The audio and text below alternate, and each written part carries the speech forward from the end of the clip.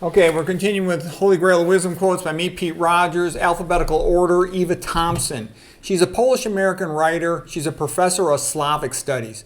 Now, the Polish people are a lot smarter than American people about this type of stuff because they know what it's like to be conquered and destroyed and collapsed and to lose their identity. So they're very aware of Germany on one side of them, Russia on the other. And they know that religion, Christianity, Catholicism in particular, kept them together and enabled them to survive. Whereas the Americans are like a bunch of dumb dinosaurs going extinct and they're too stupid to realize it. Anyways, I just want to share with you some of her quotes. She's talking now about the deterioration of language and what that's done to literature and to writing in general. She says, literal language devoid of metaphysical meaning impoverishes the soul and bores the reader. So what she's saying here is that atheism is boring.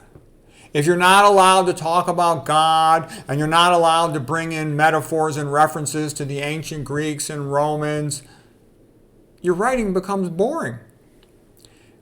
She talks about religious writing having polysemous. That means multiple simultaneous meanings. There's a direct literal meaning, and then there's a divine meaning. There's a metaphorical meaning, and that sort of empowers the words to give them emotional engagement and makes the writing a lot more entertaining. That's one of the reasons why my books are so superior to the other nutrition books out there, because I make jokes, I make religious metaphors, metaphors to classics, the ancient Greeks, ancient Romans, to paintings, to songs, to music, whatever seems fun and appropriate, versus a regular writer. Oh no, we can't do that. That's inappropriate. And the publishing companies say, oh, take out all the jokes, take out all the religious references. We don't want to offend anybody. It's okay to bump off babies and, do all kinds of disgusting things, but heaven forbid somebody talks about religion or the ancient Greeks and Romans. Okay, so here's our next line.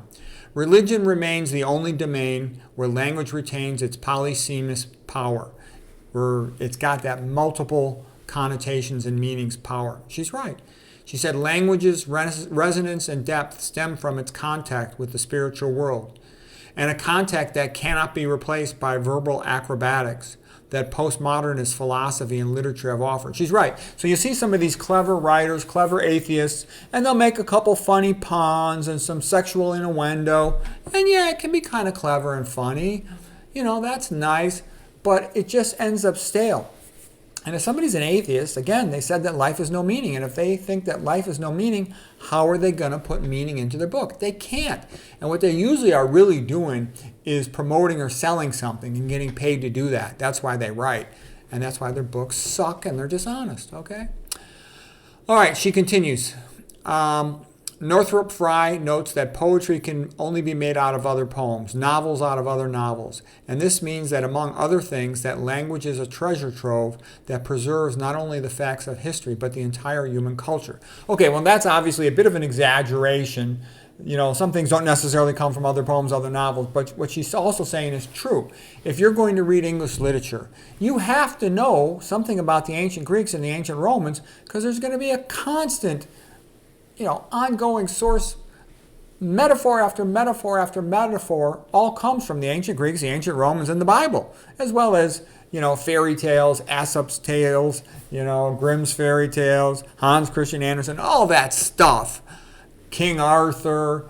It's going to go back to all that stuff. And so you have to know something about all that stuff just to be able to read and understand it. Okay, well, anyways, Eva Thompson, she's right. And that's why I'm with her. The great artists, the great writers, almost all of them are Christians, mostly Catholics. And if you want to be a great writer, a great artist, then you should learn from them. And that's why another reason from a cultural point of view that I'm very grateful for their heritage and I'm honored to be a part of it. Okay, Henry David Thoreau. He was a protege of Ralph Waldo Emerson. And he actually, Ralph Waldo Emerson was talk. And Emerson was a clever guy.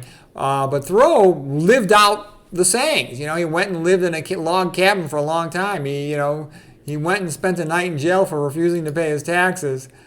He was more of a doer. Emerson was more of a talker. Okay, and again, self-reliance and the American Scholar are magnificent things by Emerson. But Emerson was also a little short-sighted. He didn't appreciate God and Christianity enough, and he didn't appreciate European history enough. Okay, and that weakened him. But still, he did some good things, and I do like him. Okay, he says, Henry David Thoreau now, these are his quotes. The poet is a man who lives at last by watching his moods. An old poet comes at last to watch his moods as narrowly as a cat does a mouse. Yeah, they're looking for material. That's where it comes from sensing your emotions, being aware of them. Write while the heat is in you. Yeah, that's why I always want to make a video as soon as I'm interested in something because I'm interested in it. If I just write a note, and I write a lot of notes to myself, but if I wait, more than a couple days, I no longer have an emotional connection to the material a lot of times, and I can't make a good video. I have to feel an interest in it in order for the video to be good. We cannot write well, but that which we write with gusto. It has to be that feeling you have like when you want to tell your friend a funny story. Hey, did you hear this? Okay, as for style in writing, if one has anything to say, it drops from him simply and directly as a stone falls to the ground. Yeah, that's the key thing. Write like you're talking to a friend, an intelligent friend. Okay.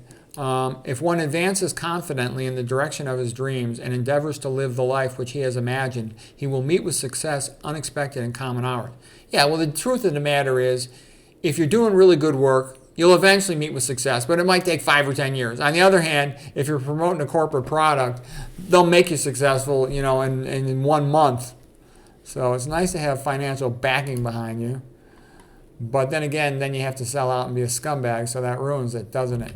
Okay, it is not enough to be industrious, so are the ants. What are you industrious about? And that's like the Bonhoeffer quote.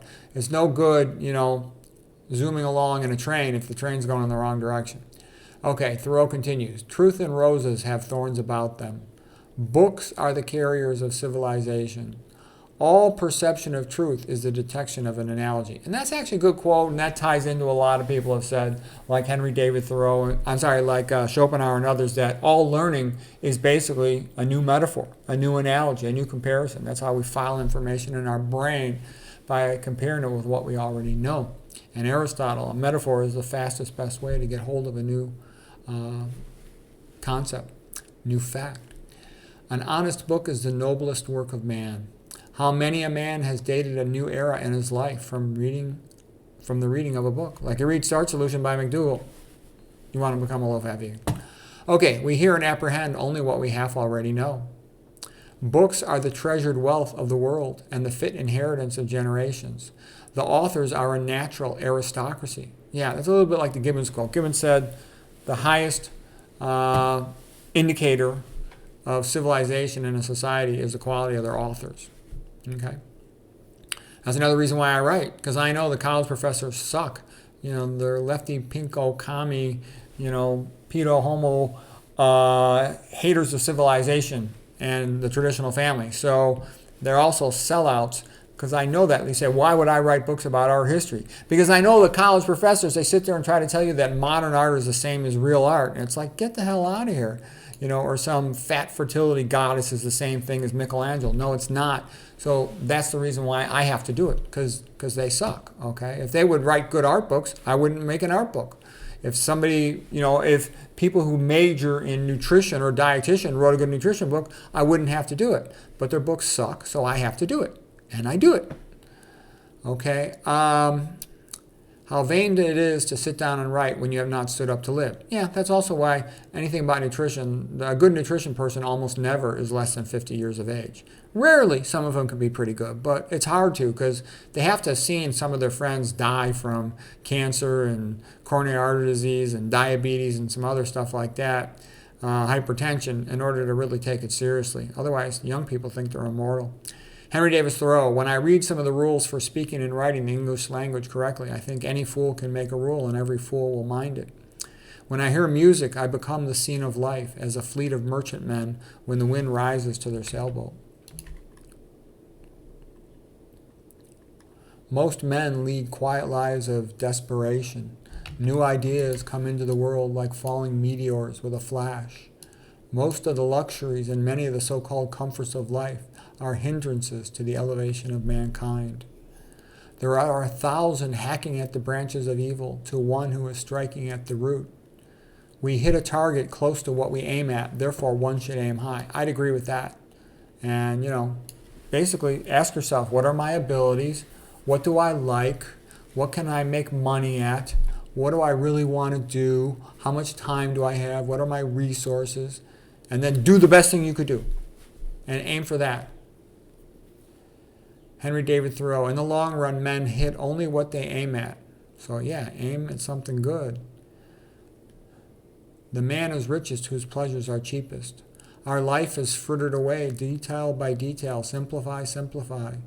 We do not ride on the railroad, it rides on us. It's a nice example there, a chiasmus. Okay, the cost of a thing is the amount of life which must be exchanged for it.